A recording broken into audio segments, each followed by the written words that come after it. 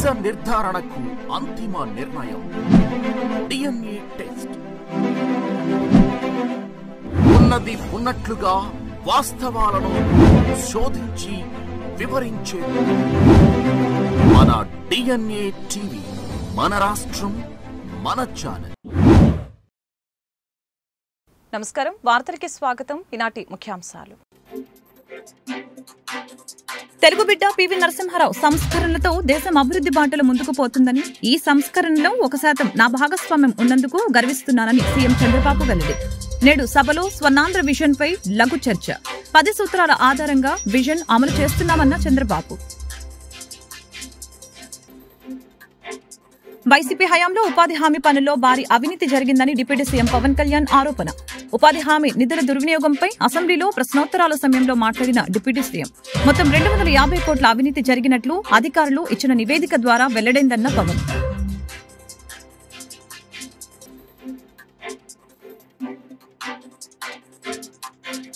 Fee reimbursement బకాయిలు ఖచ్చితంగా చెల్లిస్తామని మంత్రి నారా లోకేష్ స్పష్టీకరణ.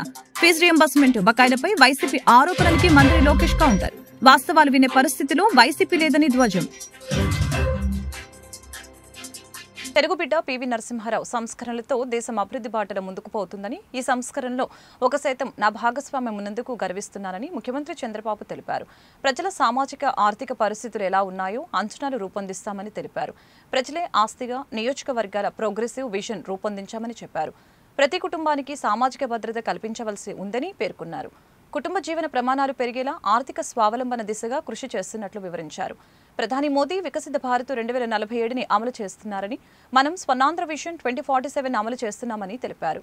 ఇది 5 సంవత్సరాల్లో మీ నియోజకవర్గాల్లో మీ అందరి బాధ్యత. ప్రతి ఒక్కరికి హౌస్ సైట్. పట్టణ ప్రాంతాల్లో 2 సెంట్లు, గ్రామీణ ప్రాంతాల్లో 3 సెంట్లు. ఎవరికైతే ఇంటి జాగా లేని ప్రతి ఒక్క వ్యక్తికి ఇంటి జాగా ప్రొవైడ్ చేసే బాధ్యత ఈ ప్రభుత్వాన్ని. అది ఇస్తాం.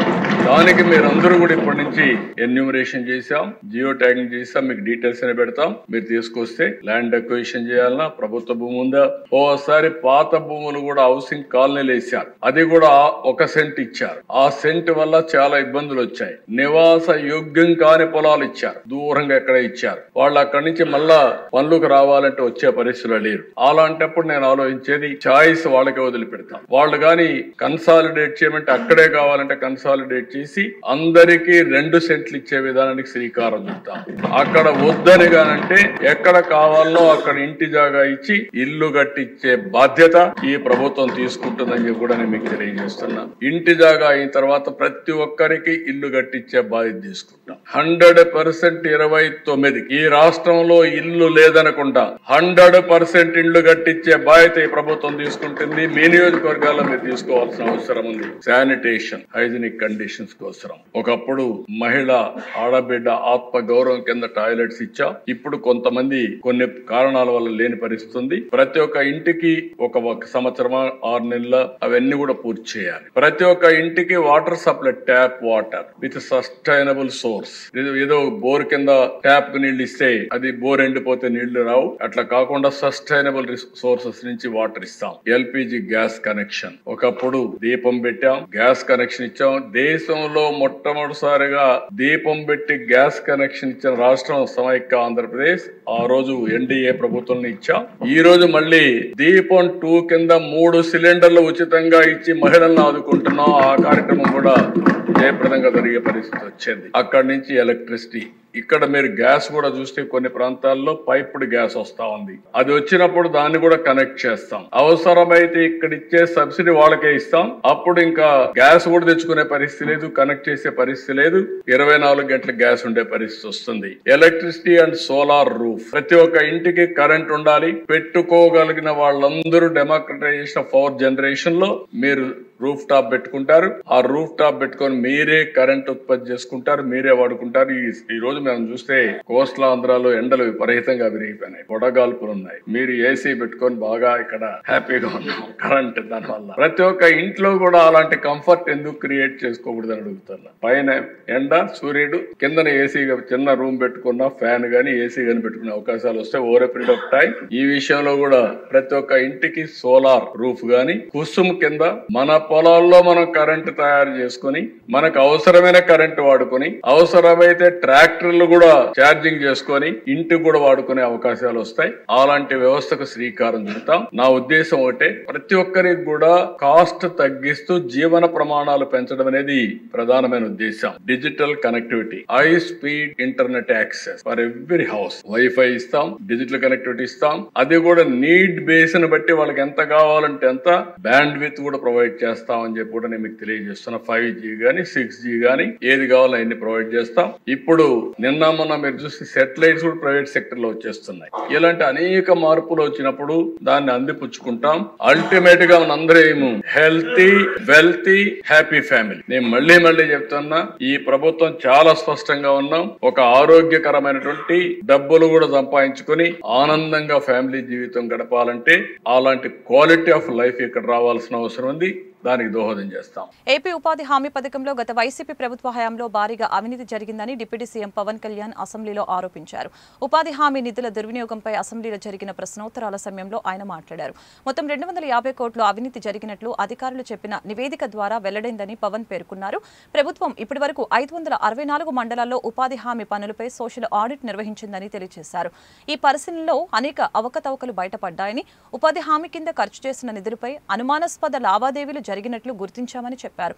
రాష్ట్ర వ్యాప్తంగా పథకం ద్వారా వచ్చిన నిధులు లబ్ధిదారులకి చేరకుండా కొందరు మధ్యవర్తుల చేతుల్లోకి వెళ్లాయని డిప్యూటీ సీఎం ఆరోపించారు.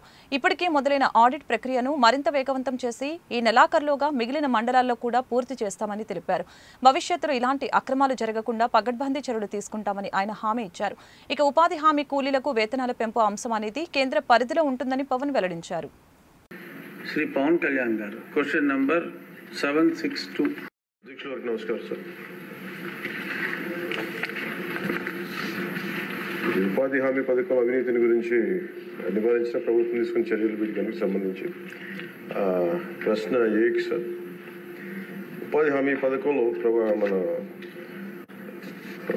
నారా చంద్రబాబు గారి నాయకత్వంలో గౌరవ ముఖ్యమంత్రి వారి ఆధ్వర్యంలో మేము ఎన్డీఏ ప్రభుత్వం ఏర్పాటు చేసినప్పటి నుంచి ప్రత్యేకించి ఈ జాతీయ ఉపాధి హామీ పథకంలో చాలా అవినీతి జరిగింది అనేది గత సంవత్సరాలుగా విన్నాం అధ్యక్ష. రాగానే దానికి చాలా కూలంకషంగా రివ్యూస్ చేశాం. రివ్యూస్ చేసినప్పుడు ఖచ్చితంగా చాలా అవినీతి అయితే ఉంది. దానికి సంబంధించి మేము తీసుకున్న ఉన్న చర్యలు ఏంటి, ఆకస్మిక తనిఖీలు అధ్యక్ష. ఒకటి, నీగా సామాజిక తనిఖీ మరియు క్వాలిటీ కంట్రోల్ విభాగాలు నకిలీ మస్తరు జాబితా తప్పుడు చర్యలు గుర్తించడానికి ఆకస్మిక తనిఖీలు నిర్వహిస్తాయి. అలాగే క్వాలిటీ కంట్రోల్ తనిఖీ ఉంటుంది. ఇది రెండవది. ఆన్లైన్లో కేటాయించిన పని నిర్దేశించిన ప్రమాణాలకు అనుగుణంగా ఉన్నాయో లేవో గుర్తించడానికి నాణ్యత నియంత్రణ తనిఖీలు నిర్వహించడం అవుతుంది. ఇవి కాకుండా రాష్ట్ర స్థాయి ఫ్లయింగ్ స్క్వాడ్ ఉంటుంది. రాష్ట్ర స్థాయిలో ఆకస్మిక తనిఖీలు ఫ్లయింగ్ స్క్వాడ్లచే క్షేత్రస్థాయిలో మస్తరు జాబితాలు ఈ మెజర్మెంట్స్ నిబంధనల ప్రకారం జరుగుతున్నాయో లేవో అని తనిఖీ చేయడం అవుతుంది. మరి ఎవరైనా సరే వ్యక్తులు తప్పు చేసినట్లయితే SRDS క్రమశిక్షణ నియమావళి ప్రకారమే తక్షణ చర్యలు తీసుకోవడం అవుతుంది. రెండో ప్రశ్నకి అధ్యక్ష, అసలు కర్నూలు జిల్లాలో ఉపాధి హామీ పథకం దుర్వినియోగం సంబంధించింది. కర్నూలు జిల్లాలో ఉపాధి హామీ పథకంలో దుర్వినియోగానికి సంబంధించి ఒక నిర్దిష్టమైన ఫిర్యాదు అనేది విచారణ నిర్వహించడం అయినది. బాధ్యులుగా సంబంధిత ఫీల్డ్ అసిస్టెంట్ దగ్గర నుంచి దాదాపు 39,329.37 మొత్తాన్ని దుర్వినియోగం చేసినట్టు నిర్ధారణ అయింది. వారిని విధుల నుండి సస్పెండ్ చేయడం అధ్యక్ష. అదనంగా విభాగం యొక్క సామాజిక తనిఖీ బృందం 25 మండలాలకు గాను 16 మండలాల అక్రమాలను గుర్తించింది. ఇందులో వివిధ కేడర్లలో 520 మంది వ్యక్తులు ప్రమేయం ఉన్నట్టుగా గుర్తించారు. మొత్తం నిధుల దుర్వినియోగం 74,57,280 అధ్యక్ష. రెండో ప్రశ్నకి ఇది.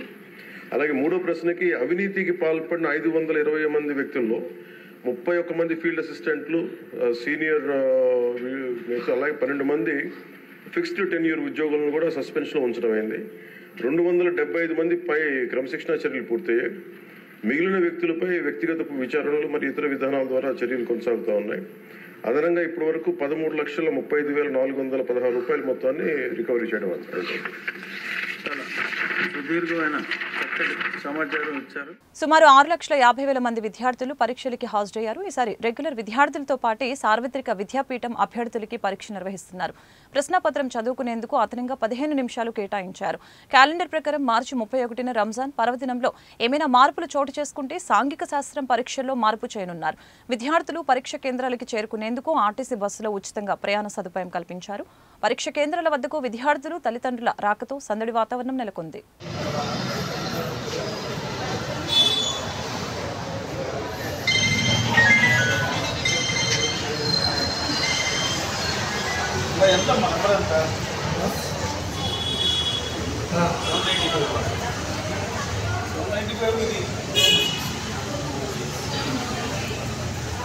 గత ప్రభుత్వ హయాంలో ఉద్యోగులకి తీరని నష్టం జరిగిందని, చరిత్రలో ఎన్నడూ లేని విధంగా 25,000 కోట్ల రూపాయల బకాయిల్ని మిగిల్చి వెళ్లిందని ఏపీ జేఏసీ రాష్ట్ర నాయకులు మండిపడ్డారు. ఏపీ జీఎల్ఐ సంబంధించి ఉద్యోగుల డబ్బుల్ని కూడా ప్రభుత్వం వాడుకుని ఉద్యోగులకి చెల్లించకపోవడంతో ఉద్యోగులు తీవ్రమైన ఇబ్బందులు ఎదుర్కొన్నారని తెలిపారు.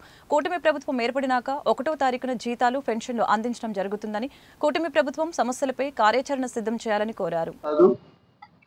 ఏపీ జేఏసీ సెక్రటరీ జనరల్ రాష్ట్రంలో కొత్త ప్రభుత్వం అధికారంలోకి వచ్చిన తర్వాత ఉద్యోగులకు సంబంధించినటువంటి అంశాలు దాదాపు పక్కన పెట్టడం జరిగిందని చెప్పాలి. అయితే ఈ ప్రభుత్వం ఏర్పడే నాటికి రాష్ట్రంలో ఆర్థిక పరిస్థితులు కూడా అంతంత మాత్రంగానే ఉన్నాయి. ఆ రీత్యా ప్రభుత్వానికి కొంత టైం ఇవ్వాలని చెప్పి ఇప్పటి వరకు మేము ఏ డిమాండ్లు చేయలేదు. ఈ ప్రభుత్వం హయాంలో ప్రతి నెల మొదటి వారంలో ఉద్యోగులకి, ఉపాధ్యాయులకి జీతాలు అందుతున్నాయి. అంతవరకు సంతోషం. కానీ గత ప్రభుత్వ హయాంలో ఉద్యోగులకి, ఉపాధ్యాయులకి జరిగిన నష్టాన్ని పూడ్చేటువంటి చర్యలు చేపడతామని చెప్పి ఎన్నికలకు ముందు అనేక రకాల వాగ్దానాలు ఇచ్చారు. మీకు 11వ పిఆర్సీలో బాగా నష్టం జరిగింది కాబట్టి రాబోయే పిఆర్సీ మంచిగా ఇస్తామని చెప్పారు. మాకు ఇవ్వాల్సినటువంటి బకాయిలన్నీ కూడా ఇన్ టైం చెల్లిస్తామని చెప్పారు. అలాగే పెన్షన్ స్కీమ్ని గత ప్రభుత్వం తీసుకొచ్చిందన్న పక్కన పెట్టి మొత్తం అందరికీ ఆమోదయోగ్యమైనటువంటి పాత పెన్షన్ విధానం అమలు చేస్తామని కూడా చెప్పారు. ఇట్లాంటి హామీలు అనేకం ఇచ్చారు. కానీ వాటికి సంబంధించి ఒక్కడికి కూడా ముందుకు పడలేదన్నటువంటి మా ఆవేదన. సరే, ఒక పక్కన కేంద్ర ప్రభుత్వం వాళ్ళ ఉద్యోగులకి 8వ సిపిసి రేపు జనవరి 26 నుంచి అమలు చేయబోతా ఉంది. వాళ్ళ వేతనాలు దాదాపు 3 రెట్లు పెరుగుతూ ఉన్నాయి. ఆ రకంగా చూసినప్పుడు 1/7/2023 నుంచి మాకు 12వ పిఆర్సీ అమలు కావాల్సింది. గత ప్రభుత్వం మన్మోహన్ సింగ్ గారిని పిఆర్సీ కమిషనర్గా అపాయింట్ చేసింది. కానీ ఆయనకి ఏ రకమైనటువంటి సౌకర్యాలు కలగజేయలేదు. కొత్త ప్రభుత్వం ఏర్పడిన వెంటనే ఆయన తన పదవికి రాజీనామా చేశారు. ఆ రోజు నుంచి ఈ రోజు వరకు, అంటే ఈ 9 నెలల కాలంలో ఆ 12వ పిఆర్సీ కమిషనర్ని ఎంతవరకు నియమించలేదు. అందుకని మేము ప్రభుత్వాన్ని కోరేది ఏంటంటే, ఇప్పటికే 18 నెలలు ఆలస్యమైంది ఆ పిఆర్సీకి సంబంధించిన గడువు. ఇప్పుడు పిఆర్సీ కమిషనర్ కనుక నియమిస్తే మళ్ళా ఆ రిపోర్ట్లు అవి వచ్చి మాకు పిఆర్సీ అమలు అయ్యేదానికి మరింత ఆలస్యం అవుతుంది. కాబట్టి ఆలస్యం చేయకుండా 12వ పిఆర్సీ కమిషనర్ని వెంటనే నియమించాలని చెప్పి డిమాండ్ చేస్తా ఉన్నాం. అదే సందర్భంలో 1/7/2023 నాటికి ధరలు ఏవైతే ఉన్నాయో ఆ ధరల కారణంగా మాకు 29% ఐఆర్ ఇవ్వాల్సి ఉంటుందని ఆ రోజునే ఆ ప్రభుత్వాన్ని కోరాం. ఇప్పటికే మా డిమాండ్ అదే. మీరు పిఆర్సీ అమలు చేసేందుకు ఆలస్యం అవుతుంది కాబట్టి తక్షణమే 29% ఐఆర్ కూడా ప్రకటించి మాకు ఉద్యోగ వర్గానికి అందరికీ కూడా మేలు చేయాలని చెప్పి గుంటూరు రూరల్ ప్రాంతంలోని విద్యార్థులు వారి హాల్ టికెట్తో ఉచితంగా ప్రయాణం చేసి పరీక్ష హాల్ వద్దకు చేరుకున్నారు. పరీక్ష కేంద్రాల వద్ద పూర్తి బందోబస్తు పోలీసులు ఏర్పాటు చేశారు. ఎటువంటి ఎలక్ట్రానిక్ పరికరాలు తీసుకుని రావడానికి వీల్లేదని ఇప్పటికే తెలియపరిచిన అధికారులు.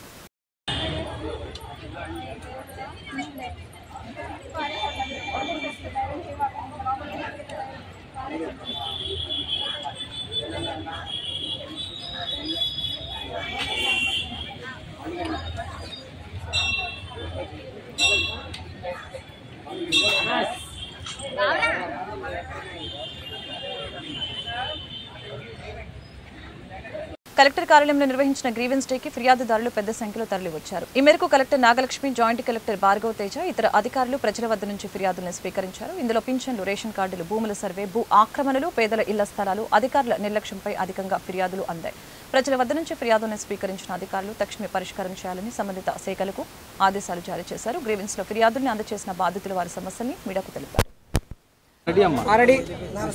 మాది పెదకాకర్ మండలం ఎన్నికల గ్రామం. మాది మేము జంగాలం, ఉడికి జంగాలం 50 సంవత్సరాల మట్టి ఏరే వాళ్ళ చోట్లలో ఉంటున్నాం సార్.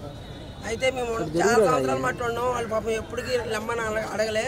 మరి మాకు జగన్ అన్నప్పుడు గెలిచినప్పుడు పట్ట ఇల్లు చూపిస్తామని అడిగి ఎత్తుకెళ్ళారు. వాళ్ళు ఏమన్నారు, అయిపోయిన తర్వాత మమ్మల్ని వాళ్ళందరూ చూసి మీరు ఖాళీ చేయమని అంటే ఒక 15 ఇల్లు దాకా ఖాళీ చేశారు. వాళ్ళు ఒక్కొక్కరు వస్తారు, ఇక అందరూ ఇల్లు ఖాళీ చేయమని. మరి మేము ఎక్కడికి వెళ్ళాలి? మాకు ఎక్కడ స్థలం లేదు. మా పిల్లలందరూ చదువుకుంటారు, హై స్కూల్ వెనకాలే మా ఇల్లు కాదు. మేము ఎటు పోలేక మాకు స్థలాలు లేవు. వర్షాలు వచ్చి ఇల్లు మునిగిపోయి పాములు కూడా వచ్చినాయి. ఒక ఆమె కాటేసి చచ్చిపోయింది ఒక ఆమె. అట్లా కాడ ఇన్ని సంవత్సరాల మట్టి నీరు కొనుక్కొని మరి వాడుకోవడానికి నీళ్ళు లేకపోయినా ఎన్నో బాధపడుకుంటే ఉన్నాం. మా ఊరు నమ్ముకొని మాకు ఇంతవరకు స్థలాలు లేవు. మాకు స్థలాలు కావాలని మరి ఇక్కడికి వచ్చాం. మాకు స్థలాలు కావాలి. 10వ తరగతి పబ్లిక్ పరీక్షలు ప్రశాంతంగా ప్రారంభమయ్యాయి. గుంటూరు, పల్నాడు, బాపట్ల జిల్లాలు కలిపి 381 కేంద్రాల్లో పరీక్షలు జరుగుతున్నాయి. పరీక్షల సమయంలో ఎలాంటి అవాంఛనీయ సంఘటనలు జరగకుండా పాఠశాల విద్యాశాఖ యంత్రాంగం పగడ్బందీగా ఏర్పాట్లు చేసింది. రెగ్యులర్, ప్రైవేటు విద్యార్థులు అందరూ కలిసి 73,696 మంది హాజరయ్యారు. ఇప్పటికే ఆంగ్ల మాధ్యమం ఎన్సీఆర్టీ సిలబస్తో తొలిసారిగా జరుగుతున్న పరీక్షలు కావడంతో ప్రాధాన్యం సంతరించుకుంది. గతంలో పరీక్ష వ్యవధి 3 గంటలు మాత్రమే ఉండేది. ఈసారి 3 గంటల 15 నిమిషాల వరకు పెంచారు. ఇవాళ హిందూ కాలేజ్ హై స్కూల్లో తల్లిదండ్రులు వెళ్ళినప్పుడు అక్కడ ప్రాపర్గా సైనేజ్ లేకపోవడం, డిస్ప్లే బోర్డ్స్ లేకపోవడం వల్ల కొంత అసహనానికి గురై అక్కడ కొంత చోటు చేసుకుంది. దాన్ని కొంత ప్రింట్ మీడియా, ఎలక్ట్రానిక్ మీడియాలో పదే రావడం జరిగింది. కానీ యాక్చువల్గా ఆ పేపర్ విత్డ్రాయల్ కోసమని అక్కడ ఉన్న చీఫ్ సూపరింటెండెంట్స్, డిపార్ట్మెంటల్ ఆఫీసర్ కేవలం అపాస్కి సంబంధించిన చీఫ్ సూపరింటెండెంట్ తప్ప మిగతా ముగ్గురు బయటికి వెళ్ళడం జరిగింది. 8:30 ఆ ప్రాంతంలో ఈ సంఘటన జరిగింది. అంటే వాళ్ళ పోలీస్ స్టేషన్ నుంచి, స్టోరేజ్ పాయింట్ నుంచి క్వశ్చన్ పేపర్ తీసుకురావడం కోసం అని అక్కడికి వెళ్ళడం జరిగింది. ఈ లోపల పేరెంట్స్ కొంచెం గట్టిగా మాట్లాడుతుంటే ఒకతను చీఫ్ సూపరింటెండెంట్గా అపాస్ ఎగ్జామ్స్కి వ్యవహరిస్తున్న ఒక గోవిందయ్య గారు అని ఆయన కొంచెం గట్టిగా మాట్లాడడం వల్ల ఇది చోటు చేసుకుంది. కానీ అక్కడ ఎంట్రన్స్ దగ్గర ప్రాపర్గా అపాస్, ఇది మనకి ఇక్కడ 150 మెంబర్స్ రెగ్యులర్ ఎస్ఎస్సి రాస్తున్నారు, 90 మెంబర్స్ అపాస్ కూడా రాస్తున్నారు. బట్ ఇవాళ మొదటి ఎగ్జామ్ రోజు అపాస్కి సంబంధించిన అలాట్మెంట్ కేవలం 2 స్టూడెంట్స్ మాత్రమే. సో అందుకని అతను అక్కడ ఉండిపోవడం జరిగింది. ఈ లోపల పేరెంట్స్ కొంచెం గట్టిగా మాట్లాడుతుంటే అతను వాళ్ళని హ్యాండిల్ చేయడం, స్మూత్గా హ్యాండిల్ చేయకుండా కొంచెం గట్టిగా మాట్లాడడం జరిగింది. కానీ పిల్లలకి ఎటువంటి అసౌకర్యం కలగలేదు.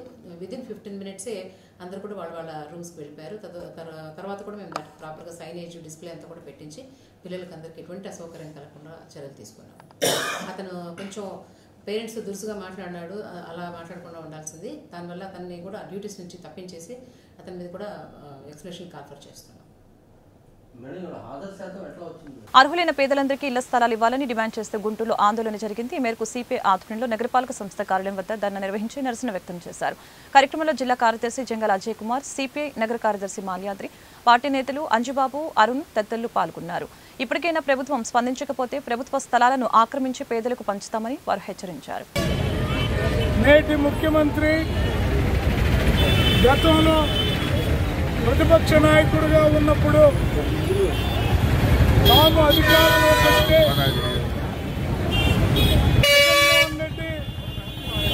కేవలం పట్టణాల్లో సెంట్ ఇచ్చాడు, గ్రామాల్లో సెంటున్నర ఇచ్చాడు. మేము కనుక అధికారంలోకి వస్తే పట్టణాల్లో 2 సెంట్లు ఇస్తాం, గ్రామాల్లో 3 సెంట్లు ఇస్తాం, ఇల్లు కట్టుకోవడానికి 4 లక్షలు ఇస్తామని చంద్రబాబు నాయుడు గారు రాష్ట్రంలో ఉన్నటువంటి వందలాది నియోజకవర్గాల్లో, మండలాల్లో బహిరంగ సభ వేదికగా ప్రజలకు హామీ ఇవ్వటం అనేది జరిగింది. కానీ ఎన్నికలు అయిపోయినాయి, కూటమి ప్రభుత్వం అధికారంలోకి వచ్చింది. 9 నెలలు పైబడుతున్నప్పటికీ ఆ వైపున ప్రయత్నం ప్రారంభం కాలేదు. సిపిఐగా ఈ 2 నెలల కాలంగా గ్రామ స్థాయిలో వార్డు సచివాలయాలు, పట్టణంలో ఉన్నటువంటి వార్డు సచివాలయాల్లో ఇల్లు లేని నిరుపేదలకి పట్టణాల్లో 2 సెంట్లు, గ్రామాల్లో 3 సెంట్లు ఇవ్వమని అర్జీల్ని ఎంఆర్ఓ ఆఫీసుల్లో అట్లాగే మన సచివాలయాల్లో అన్ని చోట్ల ఇవ్వడం అనేది జరుగుతూ ఉంది. ఈ రోజున గుంటూరు నగరంలో ఉన్నటువంటి నిరుపేదలు చంద్రబాబు గారి యొక్క హామీని నెరవేర్చమని డిమాండ్ చేస్తూ ఈ రోజున ఇక్కడికి రావడం అనేది, కమిషన్ కార్యాలయానికి రావడం అనేది జరిగింది. మేము ఈ సందర్భంగా ఒకటే తెలియజేస్తూ ఉన్నాం, భూ పోరాటాలు చేయటం, భూములను ఆక్రమించడం సిపిఐకి కొత్త కాదు. మీరు కనుక 2-3 నెలల్లో పేదలను గుర్తించి వాళ్ళ కనుక గుంటూరు నగరంలో ఉన్న పేదలకి 2 సెంట్ల స్థలం ఇచ్చి ఇల్లు కట్టుకోవడానికి 5 లక్షల రూపాయలు కనుక ఇవ్వకపోతే నిరుపేదలను తీసుకొని వెళ్ళి వేలాది మందితో వెళ్ళి ప్రభుత్వ భూముల్లో జెండాలు పాతి మేమే ఆక్రమించుకుంటామని ఈ సందర్భంగా హెచ్చరిస్తూ ఉన్నాం. జిల్లా పోలీస్ కార్యాలయంలో నిర్వహించిన గ్రీవెన్స్ డేకి ఫిర్యాదులు వెల్లువెత్తాయి. ఈ మేరకు పోలీసు ఉన్నతాధికారులు బాధితుల వద్ద నుంచి ఫిర్యాదులను స్వీకరించారు. తక్షణమే పరిష్కారం చేయాలని సంబంధిత పోలీస్ స్టేషన్లకు ఆదేశాలు జారీ చేశారు. ఈ సందర్భంగా చిలుకలూరుపేటకు చెందిన దార్ల వంశీ క్రికెట్ ఆడుతూ కాలు మోచిప్పకి దెబ్బ తగిలిందని చెప్పారు. అయితే చికిత్స కోసం ఎన్ఆర్ఐ ఆసుపత్రికి వెళ్లగా వైద్యుల నిర్లక్ష్యం కారణంగా కాలు సెప్టిక్ అయిందని తెలియజేశారు. అదేవిధంగా గుంటూరులోని మరొక ప్రైవేట్ ఆసుపత్రికి తరలించినప్పటికీ కాలు నయం కాలేదని అన్నారు. ప్రైవేట్ ఆసుపత్రిలో నిర్వాకం కారణంగా తమ పిల్లాడి భవిష్యత్తు ఆందోళనకరంగా ఉందని వంశీ కుటుంబ సభ్యులు ఎస్పీకి ఫిర్యాదు చేశారు. నా పేరు విజయలక్ష్మి అండి. మాది సంగడగుంట కొబ్బరికాయల సాంబయ్య కాలనీ వచ్చింది. మా డోక్రా గ్రూప్ లీడరు డబ్బులు కట్టమని ఇస్తే ఆమె కట్టలేదండి. మాకు బ్యాంకు వాళ్ళు వచ్చి చెప్పేదాకా తెలీదు. 10 నెలల డబ్బులు 7,70,000 అండి. వాళ్ళ అత్తా కోడళ్ళు ఇద్దరు కలిసి మా డబ్బులు తీసుకున్నారండి. కట్టమంటే ఇప్పుడు కట్టట్లా, మీకు చేతన ఏం చేసుకోండి అంటున్నారు. మేము పోలీస్ కేసు పెట్టాము, వాళ్ళకు కూడా మాట వింటలేదు. వాయిదాలు అడుగుతున్నారు కానీ డబ్బులు కడతల్లా. వాళ్ళ అత్త అయితే స్థలం అమ్మి డబ్బులు కడతానని ఒప్పుకుంది. 10 నెలలు ఆపిచ్చింది మమ్మల్ని. ఆపిచ్చి కూడా ఇప్పుడు ఆ స్థలం అమ్ముకొని వెళ్ళిపోయి వాళ్ళ కూతురు కాడ ఉంటుంది. మాకు డబ్బులు కట్టట్లేదు. మమ్మల్ని 10 మందిని ఇబ్బంది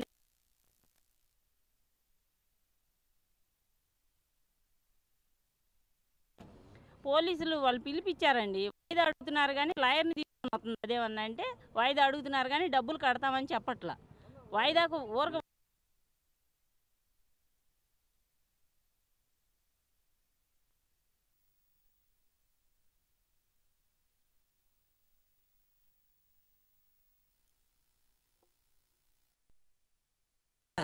కూతురు కాడికి అది ఏదో ఊరు నెల్లూరు ఒంగోలు కాడ ఉంటుంది. ఫోన్లో కూడా రెస్పాండ్ అవ్వట్లేదు, అసలు సమాధానం చెప్పట్లా. మీకు చేత అయింది చేసుకొని మేము డబ్బులు కట్టమంటున్నాము.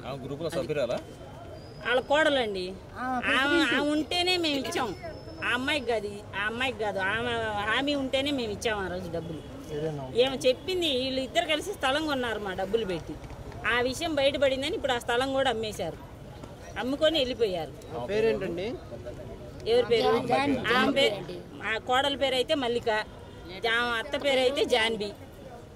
వాళ్ళ ఆయన, వాళ్ళ మామ, ఆమె నలుగురు, మొత్తం వీళ్ళు నలుగురు కలిసి మా డబ్బులు తినేశారు. 9 మంది మిగతా 9 మంది కట్టామండి. అది గ్రూప్ పేరు. బ్యాంక్ ఎక్కడ? బ్యాంక్ ఇండియన్ బ్యాంక్ సంగడగుంటలో పెట్టారు. మా గ్రూప్ వచ్చి వెంకటేశ్వర గ్రూప్. ఇదంతా ప్రతి పేదవాడు కడుపు నిండా భోజనం తినాలి అనే సంకల్పంతో స్థాపించిన అన్నా క్యాంటీన్లు సంతృప్తికరంగా నడుస్తూ ఉన్నాయని ఎమ్మెల్యే గల్లా మాధవి తెలిపారు. సోమవారం శివారు ప్రాంతాల పర్యటనకు వచ్చిన ఎమ్మెల్యే మిర్చియార్డు వద్దనున్న అన్నా క్యాంటీన్ సందర్శించి అక్కడ ప్రజలతో ముచ్చటించి రైతులతో కలిసి అల్పాహారాన్ని ఎమ్మెల్యే కమిషనర్ స్వీకరించి క్యాంటీన్ వార్త ముగించే ముందు ముఖ్యాంశాలు మరొకసారి. తెలుగు బిడ్డ పివి నరసింహారావు సంస్కరణలతో దేశం అభివృద్ధి బాటలో ముందుకు పోతుందని, ఈ సంస్కరణలో 1% నా భాగస్వామ్యం ఉన్నందుకు గర్విస్తున్నానని సీఎం చంద్రబాబు వెల్లడి. నేడు సభలో స్వర్ణాంధ్ర విజన్ పై లఘు చర్చ. 10 సూత్రాల ఆధారంగా విజన్ అమలు చేస్తున్నామన్న చంద్రబాబు. వైసీపీ హయాంలో ఉపాధి హామీ పనుల్లో భారీ అవినీతి జరిగిందని డిప్యూటీ సీఎం పవన్ కళ్యాణ్ ఆరోపణ.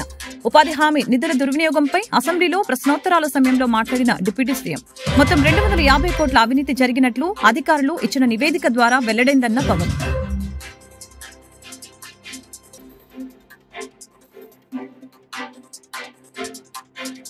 ఫీజు రీయింబర్స్మెంట్ బకాయిలు ఖచ్చితంగా చెల్లిస్తామని మంత్రి నారా లోకేష్ స్పష్టీకరణ.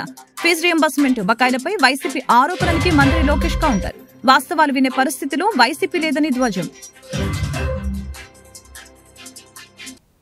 ఈ వార్తలు ఇంతటితో సమాప్తం. మరొక బులెటిన్లో మళ్ళీ కలుద్దాం. నమస్కారం.